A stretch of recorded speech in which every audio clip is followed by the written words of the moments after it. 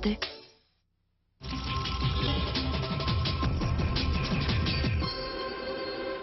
Après l'échec de la tentative de libération des otages français, l'Elysée, le Quai d'Orsay dénoncent les missions parallèles qui risquent d'avoir des conséquences sur la sécurité et la libération de Christian Chesneau et Georges Malbruno. À Damas, le député français Didier Julia reconnaît être sans nouvelles des otages. Le verdict du drame d'Évreux, 7 ans de prison pour le principal accusé. Réaction de la famille qui dénonce un verdict ambigu. 160 pays au chevet des espèces menacées à Bangkok. Une partie de la faune et de la flore sur la planète risque de disparaître à cause de la pollution ou du commerce intensif. En marge du mondial de l'automobile, des voitures haute couture fabriquées à l'unité, pièce par pièce. Voitures de rêve, ces Morganes sont cousues main et réalisées en Grande-Bretagne selon la tradition. Troisième édition de la Nuit Blanche qui a démarré en fin de soirée à Paris. Une invitation à la fête de 130 sites pour les noctambules. Bertrand Delanoë, le maire de Paris, nous en dira plus dans ce journal. Madame, Monsieur, bonsoir. Après une période d'incroyable confusion et de faux espoirs dans l'affaire des otages, cette journée de samedi a au moins le mérite d'apporter un peu de clarté. D'abord, elle met définitivement hors jeu les missions parallèles, inefficaces et potentiellement dangereuses. À l'Élysée comme au Quai d'Orsay, on rejette l'initiative menée par Didier Julia pour libérer les otages, une mission officieuse sans l'aval de la France et qui pourrait avoir de lourdes conséquences en retardant la libération de Christian Chesneau et Georges Malbruno. Agnès Baramian. C'est au tour d'une poignée de journalistes que l'entourage du président évoque ce matin pour la première fois la mission de Damas. Les termes sont peu élogieux. Monsieur Julia et ses collaborateurs n'ont été mandatés par personne, ils ont agi de leur propre initiative. Aujourd'hui, commente-t-on, cette filière ne semble pas positive. Il y a une inquiétude sur les conséquences de cette immixtion dans un processus délicat. Les termes sont choisis, mais le rejet est net. Ces deux phrases condamne l'initiative du député. À Rome cet après-midi, Michel Barnier accuse même Didier Julia et ses collègues d'avoir perturbé le processus de libération des otages enclenché selon le ministre depuis le 18 septembre. Les progrès que nous avions enregistrés jusqu'au mardi 28 septembre ont été interrompus. Des démarches parallèles que je ne veux pas commenter aujourd'hui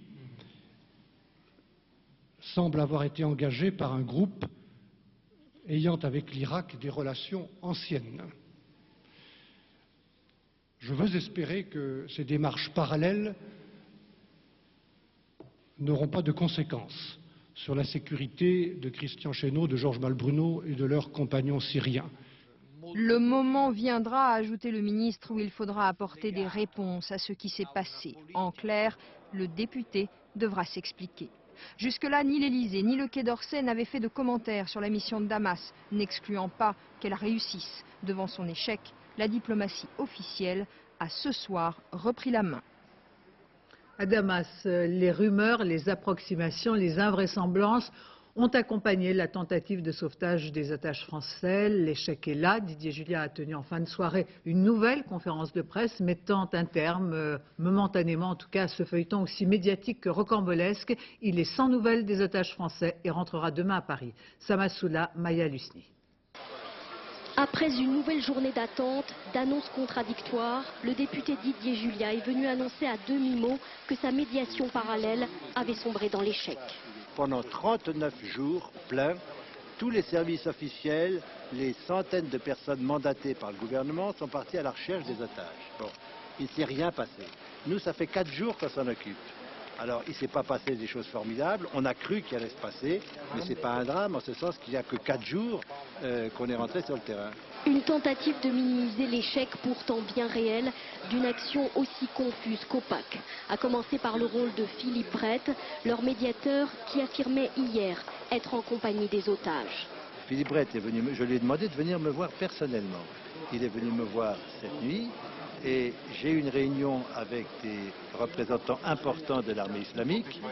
Ce matin, pourtant, Didier Julia nous affirmait que Philippe Brett était encore sur le terrain en Irak et non pas à Damas, accusant les Américains et de mystérieux porteurs de valises d'avoir fait échouer la tentative de sortie des otages hier. Après 4 jours de déclarations énigmatiques, de fausses annonces, des liens à peine voilés avec des vendeurs d'armes proches d'un gouvernement africain, la délégation affirme aujourd'hui poursuivre le travail engagé, même si Didier Julia s'apprête à quitter Damas. Sur le terrain en Irak, nouveau bombardement sur la ville de Samarra. Une opération militaire de grande envergure depuis hier autour de ce bastion de la guérilla irakienne. 5000 soldats irakiens et américains qui tentent de reprendre la ville. Au Proche-Orient, l'armée israélienne a lancé une vaste opération au nord de la bande de Gaza depuis le milieu de la semaine. On dénombre 54 morts dans cette offensive baptisée Jour de pénitence. Les territoires palestiniens ont été placés en état d'urgence. Christian Autain. Les Palestiniens enterrent leurs morts après une nuit de bombardement. Plusieurs tirs de missiles israéliens ont en effet secoué le nord de la bande de Gaza hier soir. La cible, des activistes palestiniens et des ateliers de fabrication de roquettes. Bilan, 9 personnes ont été tuées et plusieurs autres blessées. Parmi les victimes, des civils et notamment des enfants. En signe de deuil, une grève générale a été massivement suivie aujourd'hui dans tous les territoires palestiniens. Réunis ce matin, les autorités palestiniennes ont accusé Israël de pratiquer un terrorisme d'État. Yasser Arafat a exhorté le monde à agir rapidement pour stopper, dit-il, l'opération criminelle menée par l'armée israélienne. Devant le risque d'escalade, les États-Unis ont appelé les Israéliens à faire preuve de retenue. Nous exhortons Israël à tout faire pour épargner les civils. Ce genre d'action risque de saper nos efforts pour trouver un règlement durable à ce conflit. Autre signe de ce regain de violence, ce matin, 4 militants du Hamas ont été abattus alors qu'ils venaient de pénétrer en territoire israélien pour s'attaquer à la localité de Sderot. Le commando, filmé avant sa tentative, promet d'infliger aux Israéliens une leçon qu'ils n'oublieront pas. Mardi dernier, l'armée israélienne a lancé l'une des plus vastes offensives militaires depuis 4 ans. Elle s'est déployée tout autour de Jabalia, le plus grand camp de réfugiés de Gaza, pour mettre fin aux tirs de roquettes palestiniens sur Israël. Dans l'actualité en France, le verdict du drame d'Évreux. La cour d'assises de l'Eure a condamné à 7 ans de prison celui qui a été reconnu coupable d'avoir jeté la brique qui a tué ce père venu défendre son fils dans un conflit entre lycéens. Paul de Genève, Mathias Second. Des cris, des larmes. La cour d'assises vient de rendre son verdict. 7 ans de prison pour Fadi. Sa famille ne comprend pas. La mère du condamné tente de calmer les esprits. Elle redoutait ce verdict. Il faut un coupable. Il était là, pourquoi l'en sortir? Avec tout ce qui a été démontré, tout ce qui s'est fait, tout ce qui a été revu, et malgré ça, hein, il faut que quelqu'un paye les pots cassés, point barre. Ce qui les scandalise, c'est qu'après plus de 3 heures de délibéré, la cour d'assises a estimé que les témoignages qui pouvaient disculper Fadi n'étaient pas suffisamment crédibles. Il a été reconnu comme le seul responsable de la mort de la victime. La famille Beg, elle, est sortie plus d'1 heure après de la salle d'audience, très émue. Ça fait 2 ans qu'on souffre. Et on vient de découvrir la vérité. Ce verdict vous apaise? Vous allez pouvoir faire votre deuil? Oui. Oui. 2 ans et demi après, ce que l'on a appelé le drame d'Évreux a trouvé son épilogue. Selon son avocat, Fadi, aujourd'hui âgé de 20 ans, ne devrait pas faire appel de ce verdict. Inquiétude après la disparition de 3 plaisanciers au large du cap d'Antifer. Les recherches se sont poursuivies toute la journée pour retrouver les 3 hommes qui sont partis à bord d'une petite embarcation hier midi. Le corps d'un des 3 plaisanciers vient d'être repêché et identifié. Aurélia Guim. Cet homme est le dernier à avoir vu le Théojade et ses 3 plaisanciers. C'était hier aux alentours de midi. Le bateau n'est jamais revenu. Je me suis posé la question et je me suis interrogé en me disant, y a-t-il un problème? Est-ce qu'ils sont tombés en panne d'essence? Et alors là, qu'est-ce que vous avez fait? Alors là, j'ai déclenché immédiatement, j'ai saisi le cross immédiatement en leur expliquant, en essayant de situer leur position. Mais un bateau qui dérive, on ne sait jamais à quel endroit il va dériver. Seul un corps a pour l'instant été repêché. Au large d'Antifer toute la journée, un hélicoptère de la sécurité civile et 3 canots de sauvetage ont sillonné la zone. Pour l'heure, on ignore ce qui a pu provoquer le naufrage. Le vent qui commençait à souffler ne suffirait pas à l'expliquer. Tous les scénarios sont envisageables, éventuellement une mauvaise manœuvre ou une mauvaise navigation. Les causes de cette disparition sont à ce jour non connues puisque nous n'avons pas retrouvé le bâtiment et que nous n'avons eu aucun signalement radio de cette disparition. Ce soir, faute d'éléments nouveaux, les recherches seront définitivement suspendues. Difficile rentrée scolaire à Angers dans l'école maternelle Molière. Depuis une semaine, les parents occupent l'établissement pour réclamer la création d'un nouveau poste d'instituteur. En effet, une des classes accueille 47 petits. Marie-Pierre Savidier. 47 élèves inscrits dans cette classe de maternelle. Un record qui explique que les parents d'élèves occupent toujours l'école Molière à Angers. Les effectifs risquent d'être au complet dans quelques jours, car c'est la fin des congés parentaux pour plusieurs mamans. À partir de 3 ans, les mamans sont obligées de retravailler et ne peuvent plus garder leurs enfants. Donc c'est pour ça que pour le moment, il y a 38 enfants l'après-midi, mais qu'il peut y en avoir potentiellement jusqu'à 47, parce que les mamans vont reprendre le travail et seront obligées de laisser leurs enfants toute la journée, de toute façon, à l'école. De son côté, l'inspection académique considère que les effectifs peuvent être répartis dans les autres classes de l'école. Refus catégorique des parents qui continueront d'occuper la maternelle lundi matin. On fait ces actions avec regret, on n'est pas pour mettre le bazar, on est plutôt pour des gens constructifs, pondérés, mais l'inspection académique ne l'est malheureusement pas. Elle nous propose des solutions qui ne couvrent absolument pas ces 3 points, pédagogie, sécurité, mais surtout bien-être de nos enfants. Le mouvement se durcit, les 11 enseignants de l'école seront en grève lundi matin et manifesteront à 9 h devant l'inspection académique avec les parents d'élèves pour leur prêter main forte. À l'occasion du salon de l'épargne qui se tient à Paris, le baromètre des placements des Français concerne d'abord l'immobilier, une valeur sûre malgré le vertige des prix préférés à la bourse tout de même, qui est toujours considéré comme aléatoire. Céline Crespi, Jean-Yves Blanc. À la tête d'un héritage de 100 000 €, Chantal Marchal vient au Forum de l'investissement avec un but clair, acheter un 2e appartement pour le louer, une rente qui complétera sa retraite. Voilà, il y a des fonciers qui est très accessible. Fini la bourse en direct, la douche froide subie en 2000 par des boursicoteurs en herbe a rendu la pierre très attrayante. J'ai un portefeuille boursier et je me suis aperçue qu'effectivement j'aurais mieux fait à un moment donné de me lancer dans la pierre plutôt qu'à la bourse. Incitation fiscale, taux d'intérêt bas, le marché de l'immobilier attire.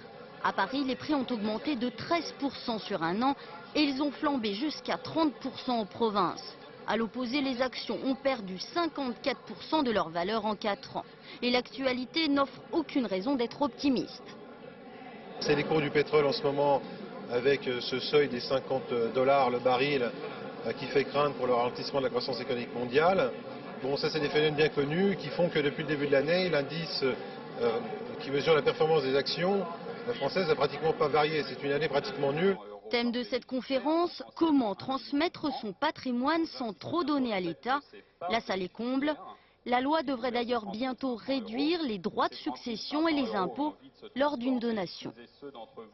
C'est la semaine prochaine que Jacques Chirac, accompagné d'une délégation de chefs d'entreprise, s'envolera pour la Chine. Dans ce pays en pleine expansion, les sociétés françaises commencent à s'y faire une belle place, à l'image d'Alstom qui met la dernière main au métro de Shanghai avant de partir à la conquête du TGV qui devrait relier Shanghai à Pékin. Le marché est considérable. Reportage de nos correspondants Philippe Rochaud, Sylvain Guillaume. Le métro de Shanghai est devenu le symbole de la bataille du rail. Aujourd'hui, la moitié du réseau de la cité est tenu par la firme Alstom, avec 25 trains sur cette ligne qui traverse d'est en ouest la capitale économique de la Chine. Les conducteurs chinois ne sont plus assistés par des techniciens français et maîtrisent totalement la conduite. Il y a beaucoup plus de passagers que pour la période de lancement. C'est surtout pratique pour les gens qui vont à leur bureau. 7 millions de passagers empruntent chaque mois ce métro dans une cité de plus en plus paralysée par les embouteillages. Les stations étant souvent éloignées des lieux de travail, on est autorisé à transporter ces petits vélos pliants. La réussite du projet a permis à la société Alstom de décrocher un autre contrat pour la ville de Nankin cette fois. Mais les Chinois n'ont pas encore la maîtrise totale du fonctionnement du métro et 6 techniciens français restent à leur côté. Pour eux, c'est un peu les premiers métros qui utilisent beaucoup l'informatique. Donc c'est des logiciels qu'ils n'ont pas forcément l'habitude d'utiliser. Cette coopération avec les Chinois a permis à Alstom d'emporter des contrats pour moderniser le réseau ferroviaire de la Chine, avec à la clé le marché du TGV Pékin-Shanghai. La France est bien placée et les Chinois veulent aller vite. Ils nous imposent des calendriers dans l'exécution de nos projets qui sont très couramment 2 fois ou 3 fois plus courts que ce que nous demandent nos clients en Europe. Il y a vraiment un sentiment d'urgence. Du métro de Shanghai au TGV pour Pékin, il n'y a sans doute qu'un pas, mais la France doit affronter la concurrence féroce des Allemands, des Japonais et des Canadiens. C'est aujourd'hui que se retrouvent à Bangkok quelques 160 pays au chevet des espèces menacées. Les enjeux sont essentiels. La faune et la flore sauvages risquent de disparaître, soit par la pollution, soit par une commercialisation débridée. Marie-Pierre Farkas. Un bébé tigre en cage, symbole des rois de la jungle que le monde doit protéger. 4000 de ses ancêtres vivaient dans le sud de la Chine il y a 40 ans. Ils ne sont plus que 30 aujourd'hui, encore en liberté, loin des eaux. Les éléphants d'Afrique se comptaient autrefois en millions. Ils ne sont plus que 4 à 600 000. La faute aux braconniers et autres chasseurs d'ivoire. Depuis 1997, le commerce des défenses n'est autorisé que sur les stocks existants. Mesure difficilement contrôlable. L'Europe voudrait un quota zéro pour l'ivoire. Le Kenya demande 20 ans de répit. Il est effroyable de constater que les trafics illicites d'animaux peuvent rapporter des centaines de millions de dollars chaque année. Le Japon prétend que la baleine de Minsk n'est plus en voie d'extinction et voudrait donc que ces pêcheurs soient de nouveau autorisés à la reprendre dans leurs filets. Les négociations s'annoncent difficiles parce qu'un certain nombre de pays souhaitent effectivement reprendre le commerce d'un certain nombre d'espèces menacées. C'est le cas pour le Japon avec la baleine, mais c'est aussi le cas pour le léopard, le lion d'Afrique, pour le rhinocéros, pour l'éléphant. Ou encore les dents de la mer du requin blanc, objet de tant de convoitises qu'on redoute à terme la mort de ce grand prédateur des fonds des mers du Sud. Le lion est-il sur une fin de règne, victime de la sécheresse, des chasseurs et de l'homme qui restreint son territoire? Les scientifiques de 166 pays ont 15 jours pour répondre à toutes ces questions et sauver 600 espèces en danger. À mi-chemin entre l'environnement et la médecine, en ce début d'automne propice aux balades en forêt, il faut se méfier des tiques. Ces parasites peuvent déclencher la maladie de Lyme. 50 000 cas en Europe, de quoi ne pas prendre à la légère ces morsures de tiques. Frédéric Monteil, Mathieu Drejoux. Le drapeau blanc, un truc pour traquer les tiques. Un moyen efficace de savoir si une forêt ou un jardin est infesté. En agitant, ça les fait bouger. Et puis elles vont ou s'accrocher au drapeau blanc ou sauter dessus. Au bout de quelques minutes, voici les premières tiques. De la taille d'une tête d'épingle, elles se faufilent partout. Leur proie favorite, les promeneurs et les chasseurs. Il faut vraiment un tout petit espace pour que la tique passe. On peut mettre des bottes, des pantalons fermés, des vestes, ainsi de suite, et on peut retrouver des tiques sur soi quand même. Il faut essayer de ne pas la retirer avec les doigts, de ne pas la retirer avec de l'essence. Le plus simple, c'est encore d'utiliser une goutte d'huile qu'on dépose autour de la morsure de tique et qui va en quelque sorte l'étouffer, la faire tomber spontanément. Petites par la taille, les tiques peuvent causer de graves problèmes de santé. 5 à 20% de ces acariens sont porteurs d'une bactérie qui transmet la maladie de Lyme. Et ce qui doit vous mettre la puce à l'oreille, ce sont ces rougeurs. Elles signifient que vous êtes infecté. Si vous ne faites rien, la maladie de Lyme peut vite dégénérer. Fièvre, douleurs articulaires, troubles neurologiques. Cet éleveur du Berry en a fait la douloureuse expérience il y a 12 ans. Le premier jour, un semi-coma, disons, de 4h30, 5h. Le lendemain, un arrêt cardiaque. Transport, SAMU, pompiers, à plusieurs reprises. On peut dire que les tiques ont failli vous tuer? Ah oui. Oui. Comme Yves Blinet, 5 000 à 10 000 Français contractent chaque année la maladie de Lyme. En cas de doute, une prise de sang est nécessaire, ainsi qu'un traitement antibiotique. Pour l'instant, il n'existe pas de vaccin. Comme chaque année, les Virades de l'Espoir, l'appel à la solidarité des Français pour vaincre la mucoviscidose en aidant la recherche avec un véritable espoir d'aboutir prochainement. Demain, des milliers de personnes vont courir offrir leur souffle aux enfants malades. Christophe de Valembras, Philippe Ritten. La pratique est toujours très impressionnante, mais elle est nécessaire chaque jour pour libérer les bronches de Pablo des mucosités qui l'encombrent. Quand tu es bien pris, tout ce que tu demandes, c'est d'avoir de la kiné. C'est pour son bien, c'est sûr. Donc il faut y passer. Ah, il faut y passer, il n'y a pas le choix. Pas le choix non plus pour ces séances quotidiennes d'aérosol. Depuis toujours, la mucoviscidose emprisonne le souffle de Pablo, rend ses bronches fragiles à la moindre infection. Depuis sa naissance, il doit se battre pour respirer à coups d'innombrables pilules. Souvent, la famille se prend à rêver que le traitement se fasse un peu moins lourd, que la recherche progresse. Déjà, on pouvait trouver une solution de facilité de tout regrouper même dans un aérosol, ce serait génial. Et puis de trouver un progrès aussi pour que le gène se remette en place. Que le gène se remette en place, en fait que l'on trouve un remède à la mucoviscidose. À Poitiers, l'équipe du professeur Beck y travaille depuis plusieurs années. Car jusqu'à présent, les traitements apaisent les malades mais ne les soignent pas. Aujourd'hui, cependant, les chercheurs sont peut-être proches d'aboutir. On est en passe de mettre au point une molécule qui, on a de bon espoir de le croire, sera un médicament dans les 5 ans qui viennent. Une toute dernière ligne droite qui nécessite encore un effort de solidarité, car 80% du budget de ce laboratoire provient de fonds privés, de l'association Vaincre la mucoviscidose. Sans les Virades de l'Espoir qui rassemblent chaque année des milliers de coureurs donateurs, rien ne serait donc possible. Ça prouve qu'on se bat, qu'on laisse pas tout comme ça, et si on a des maladies, on les laisse tomber, machin. Ça veut dire que voilà, on peut peut-être trouver un remède, à force, on va le trouver. Demain, 400 manifestations sont prévues partout en France pour accueillir plus de 300 000 personnes venues offrir un souffle d'espoir aux malades de la mucoviscidose. La rentrée universitaire est le casse-tête du logement des étudiants. À la grande mode pour faire face à la pénurie, les appartements de vacances occupés quelques mois par an sont désormais mis sur le marché de la location pour répondre aux demandes des étudiants de Montpellier. Hélène Vergne, Françoise Mazou. La mer à l'horizon et un intérieur en parfait état. Pour ce jeune étudiant montpelliérain, la rentrée débute de façon inespérée, loin des galères habituelles de recherche de logement. Je pense qu'en s'écartant de Montpellier, en allant peu sur les extérieurs, on trouve assez facilement. On a tout ce qu'il faut sur la Grande Motte, il y a les commerces, c'est une ville agréable, on est au bord de plage. Non, c'est une vie plaisante. Comme Sébastien, ils sont près d'une centaine de jeunes logés aujourd'hui dans la station balnéaire à 30 km de leur université. Ce sont en quelque sorte les pionniers d'une initiative lancée par la mairie de la Grande Motte et la préfecture pour faire face à la pénurie de logements à Montpellier.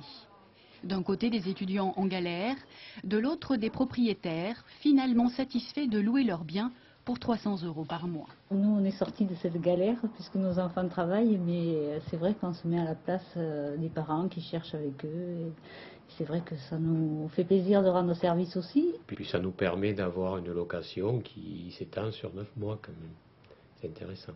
Un revenu complémentaire pour les propriétaires et surtout des avantages pour les jeunes. Un seul mois de caution. Avec ces facilités, la Grande Motte espère changer son image.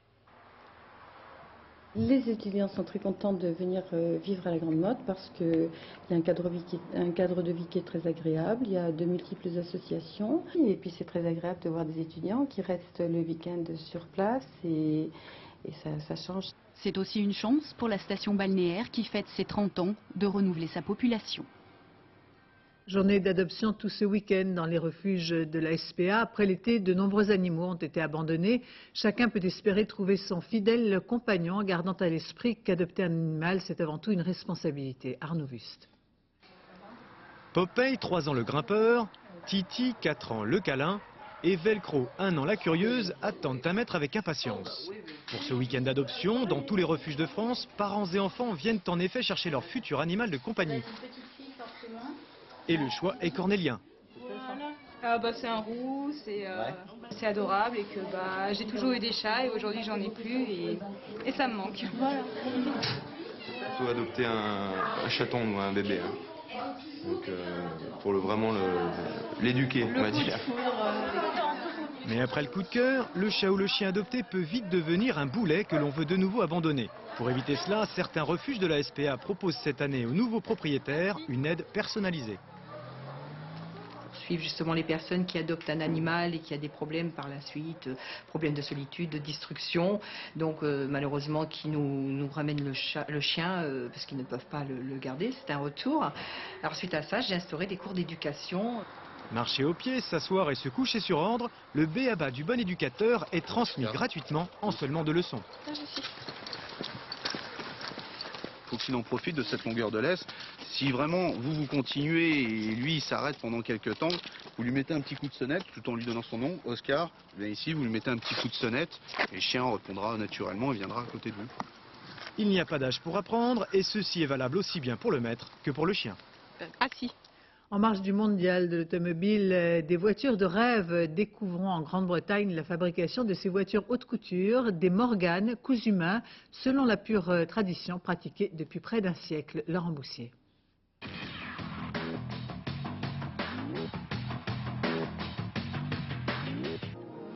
Du bois, du cuir, un peu de métal et quelques tôles découpées à la main, chez Morgan, on est loin des usines high-tech qui fabriquent chaque jour des milliers d'automobiles. Ici, pas de production de masse, 15 voitures, 15 œuvres d'art seulement sortent chaque semaine de ces ateliers. Châssis en aluminium et coques en bois et sellerie en cuir. Non seulement tout est fait et monté à la main, mais comme pour la haute couture, chaque voiture est fabriquée selon le goût exact de son futur propriétaire. Les clients adorent la manière dont ces voitures sont construites, pour eux et sur mesure. Mis à part les spécifications techniques, ils peuvent choisir n'importe quelle couleur. Et pour la sellerie, parmi 50 cuirs différents. Ils peuvent donc accéder à la combinaison de leurs rêves.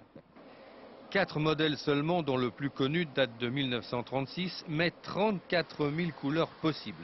Depuis près d'un siècle, il n'y a pratiquement jamais de Morgan identique. Pour les 160 employés qui travaillent ici, chaque client est unique, chaque voiture doit donc être unique. Je m'applique comme si c'était pour moi. D'ailleurs, je possède aussi une Morgan. Alors mon travail me plaît beaucoup. Ça me rend fier de voir le bon travail qu'on a fait sur ces voitures quand elles quittent l'atelier. Ça fait du bien. Il faut 4 semaines pour créer une Morgan. La moitié de la production part à l'étranger, dont une 60aine chaque année en France. Ici, jamais de récrimination, les clients sont toujours satisfaits. Pour 30 à 45 000 euros, ils ont une voiture assortie à leur vie. C'est un rêve qui se réalise. Autrefois, vous pouviez acheter une voiture de sport assez facilement. Aujourd'hui, on n'en trouve plus des comme ça. Heureusement, ici, on les fabrique encore comme vous le voulez et quand vous le voulez. Et la recette marche. Pour devenir propriétaire d'une de ces pièces uniques, il faut attendre entre 12 et 18 mois. Le prix de l'Arc de Triomphe demain sur l'hippodrome de Longchamp, considéré comme le championnat du monde des chevaux de galop. Cette 83e édition compte 20 partants, parmi eux Prospect Park, l'un des 5 favoris, un cheval de 3 ans dont la puissance éblouit.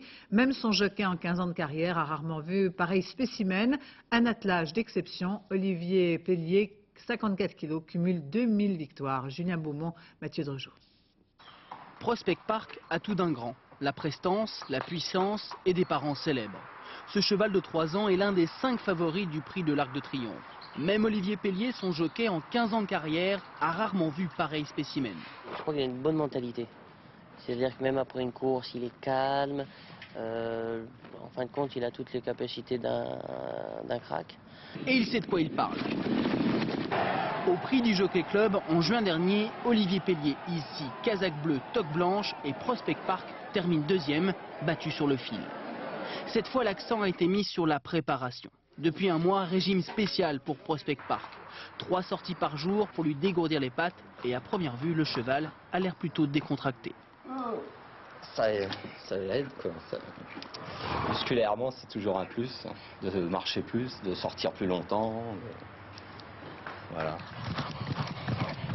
Un régime qui semble porter ses fruits, c'est en tout cas l'avis de l'entraîneur.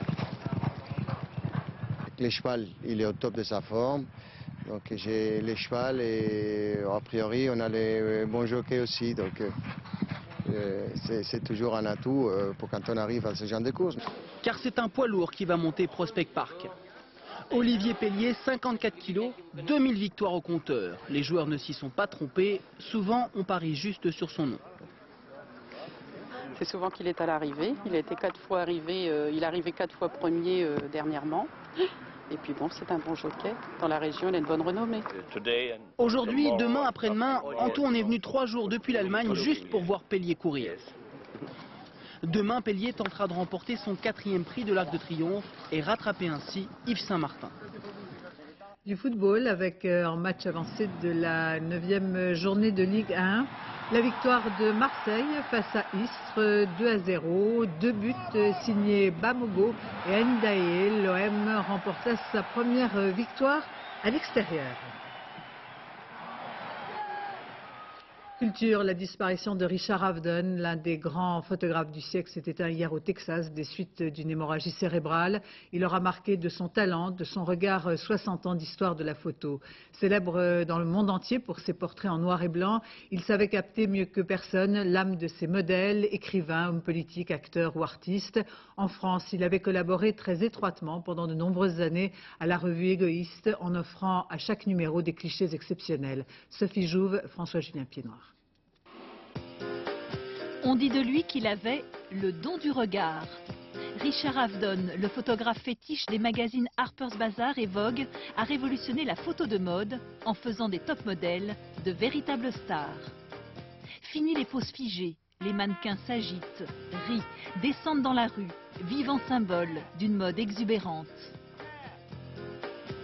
Mais l'artiste aime avant tout déshabiller les âmes. Avec ses portraits d'inconnus et de célébrités, il connaît la consécration dans les années 50. Sa griffe, des clichés noirs sur fond blanc et un grand savoir-faire pour lever les masques.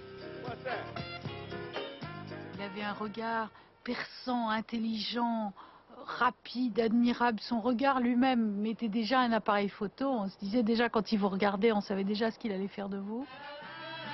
Dans les années Beatles, Avedon s'encanaille avec le célèbre groupe et réalise une série de photos qui restera mythique. Avedon, observateur du monde et de ses contradictions, couvre la guerre du Vietnam, dresse un portrait sans concession de l'Amérique et immortalise les personnalités du siècle dans le magazine Égoïste. Ce jeune homme de 81 ans préparait pour le New Yorker un reportage sur l'élection présidentielle américaine. Il est mort avant de connaître le résultat du scrutin. Théâtre avec un auteur qui fait une rentrée en fanfare, Jean-Marie Besset à 3 pièces à l'affiche, rien que ça. Percutant, incisif, observateur, il est devenu en quelques années l'une des figures de la scène parisienne. Sophie Jouve, Guillaume Biard. Être de bonne humeur, c'est pas pareil que d'être un con. C'est pas pareil du tout. Jour de première pour 3 jours de pluie. Cet homme encore un peu crispé dans les coulisses, c'est Jean-Marie Besset. Peu connu du grand public, il fait l'actualité de cette rentrée avec 3 pièces à l'affiche, soulagé mais jamais satisfait. Les 2 premières scènes, c'est trop, ça va trop vite, je trouve. Vous pouvez ralentir du 2 Oui, du 2, le début du 2. Ici, adaptateur de pièces américaines. Ailleurs, metteur en scène ou auteur, un boulimique de théâtre. C'est comme un mariage, hein, une première au théâtre. Vous avez tous les gens que vous connaissez dans la vie qui viennent. Donc, moi, c'est comme si j'avais un mariage tous les ans. Là, en l'occurrence, 3 mariages en début de saison. Identifiez-vous? Jean-Marie Besset, auteur dramatique, metteur en scène. Mais il ne suffit pas d'être connu de ses pairs, il faut aussi se vendre et convaincre qu'on a bien une œuvre dans la tête. C'est d'abord une œuvre d'amour, c'est-à-dire j'ai envie de faire partager mes enthousiasmes à mes compatriotes, quoi, tout simplement.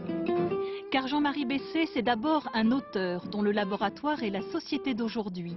L'univers tourmenté des hommes de pouvoir et de conviction, lisse à l'extérieur et à l'intérieur plus fragile, qui ne veulent se l'avouer. Tous mes personnages sont aux prises finalement avec la même question, c'est-à-dire la possibilité de l'amour et la continuation de l'idéal amoureux, la poursuite de l'idéal amoureux dans un monde où tous les coups sont permis. Bon, je dirige un journal, si vous voulez tout savoir. Un journal avec des vues sociales. C'est peut-être pour ça que je vous parle. Rue de Babylone, c'est le titre de sa nouvelle pièce qui met face à face un clochard et un grand bourgeois, tous deux rongés par la même blessure. Maintenant, je voudrais monter chez moi. Les mots servent à se défendre et à attaquer, chez Besset souvent, c'est vrai. Il y a une tension qui ne cesse pas de croître et puis on passe à autre chose.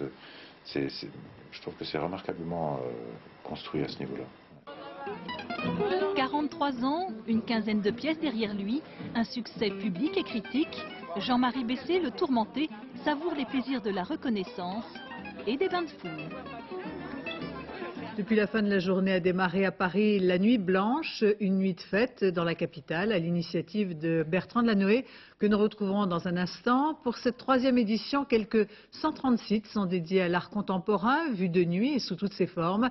Les noctambules vont s'en donner à cœur joie. Dernier préparatif, Emmanuel Lambert, Diane Richard. Dernière retouche avant une nuit sans sommeil. C'était il y a moins de 24 heures au Crédit municipal de Paris.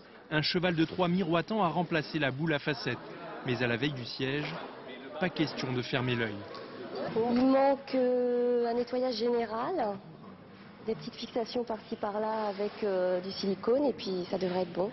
Fixation des roues et puis voilà. 300 artistes, 130 lieux d'exposition. Pour la 3e année consécutive, Paris célèbre l'art contemporain. Le Forum des Halles se transforme pour l'occasion en fourmilière géante. À l'hôtel de ville, les noctambules tomberont sur un cocon. Parcours hypnotique à travers des murs de camouflage. Quand on voit ces grands pans de camouflage, on dirait plutôt de la dentelle. Et je trouve que c'est assez intéressant, comme ça, de changer une utilisation, surtout de l'amener de guerre à la paix. Ballet insolite dans la cour de l'ancien hôpital Saint-Lazare. L'autre objectif de Nuit Blanche, faire découvrir des lieux méconnus transformés par des artistes. Stars ou créateurs moins célèbres, tous ont une chance de participer à l'événement. Les artistes connus ou pas connus nous envoient des cassettes, des vidéos. On fait le choix, une sélection de 50 artistes à montrer. S'accrocher au mur, escalader des façades d'immeubles, tous les rêves les plus fous seront permis dans les rues de Paris, mais pas seulement. Pour la première fois, la Nuit Blanche s'éloigne de la capitale. Versailles, Clichy, les Lilas, Joinville-le-Pont. À quand une insomnie nationale? Et nous retrouvons en direct Bertrand Delanoë. Cette Nuit Blanche est dédiée aux otages en Irak. Comment les Parisiens vont-ils pouvoir marquer leur solidarité? En mettant une bougie à leur fenêtre. Et je crois qu'au moment où on a le plaisir de la beauté et de la ville, eh bien, il faut aussi qu'on ait le plaisir de la liberté. Et la liberté de nos compatriotes, journalistes, emprisonnés en Irak, c'est aussi un combat pour la liberté. Il n'y a pas de beauté de la ville sans la liberté. Alors place maintenant à la fête. Quel sens donnez-vous à cette 3e édition? C'est une façon de découvrir Paris sous un autre jour, celui de l'ombre et de la lumière? Certes, c'est d'abord une ville qui est belle la nuit et dont on peut profiter, où tout est gratuit et où surtout l'art est accessible à tous dans toutes ses formes. Cette année, on a mis d'autres disciplines, en particulier la musique.